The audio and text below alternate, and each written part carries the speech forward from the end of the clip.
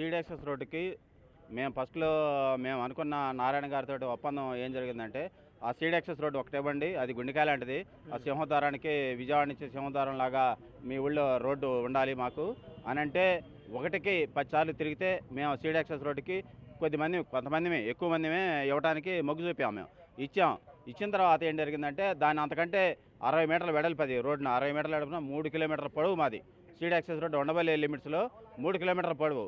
3 కిలోమీటర్ల పొడవున 37 ఎకరాలు భూమి, మొత్తం టోటల్గా 37 ఎకరాలు ఉంటే ఇంకా దాదాపు 7 ఎకరాలు ఏం కాకుండా మొత్తం 30 ఎకరాలు మొత్తం ఈయటం జరిగిన తర్వాత సరే ఈ విషయం అంతటితో రాకుండా ఇక తర్వాత మళ్ళీ బఫర్ జోన్ అని మళ్ళీ 15 మీటర్లు పెట్టేటప్పటికి మళ్ళీ అదొక 7 ఎకరాలు 8 ఎకరాలు మళ్ళీ అది కూడా వస్తుంది. మళ్ళీ ఇప్పుడు ఆ పేరు కూడా మేము యువనాళ్ళ కిందే వచ్చాం. ఆ పేరు కూడా మళ్ళీ పేపర్లో వచ్చింది. అది ఆ పేపర్లో వచ్చినప్పుడు మేము ఇచ్చిన వాళ్ళ వల్ల మళ్ళీ మేము కొంతమంది దగ్గర మేము ఇబ్బందులు పడ్డాం.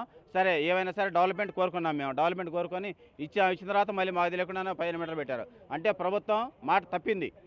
ప్రభుత్వం ఏంటి, మంత్రే నారాయణ గారి మంత్రే, మరి మంత్రులే మాట తప్పినప్పుడు మాకు రక్షణ ఏంటి, మా మిగిలిన భూములకి ఇంకా చాలా భూమి కూడా ఇవ్వని భూముల్లో కూడా రోడ్లు వేసేసి ఆ ప్లాన్లు గీసేసి వాళ్ళు ఎక్విజేషన్ పెట్టారు.